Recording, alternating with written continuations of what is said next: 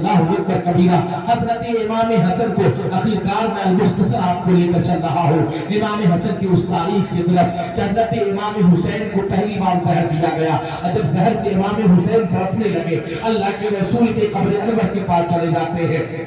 نانا کے مزار مقدس سے جا کر لپٹ جاتے ہیں، لوگوں نے زہر دیا، بہت تڑپ رہے ہیں، اس کے بعد پھر ایک الٹی آتی ہے، وہ زہر باہر نکل جاتا ہے، کہتے ہیں مصطفیٰ دیکھیے نا کچھ لوگوں نے مجھے زہر دے دیا ہے، نانا جان دیکھیے نا آپ کا نواسا تڑپ رہا ہے، الٹی ہوتی ہے، پھر ختم ہو جاتا ہے، پھر دوسرے دن زہر دے دیا جاتا ہے۔ پھر حضرت امام حسن اتنے سادہ مزاج تھے، اتنے ٹھنڈے مزاج تھے کہ جس کا جواب نہیں تھا۔ امام حسن پھر اللہ کے رسول کے روضے پر جاتے ہیں، غور سے سننا میرے پیارو، پھر وہ اللہ کے رسول کی بارگاہ میں دعائیں کرتے ہیں، پھر الٹی ہوتی ہے، زہر باہر آ جاتا ہے۔ تیسرے دن کسی نے امام حسن کو شربت میں ہیرے کی کنی توڑ کر، ہیرے کی کنی گھول کر اور دے دیا، جیسے ہی امام حسن نے پیا ہے، اللہ اکبر کبیرہ، سنیے گا، امام حسین کا آنکھ ٹوٹ گیا، عطریاں کٹ گئی اور منہ سے باہر آنے لگی، الٹیاں ہونے لگی، جب الٹیاں ہوتی تو چھوٹی چھوٹی پیٹ کی عطریاں باہر آتی۔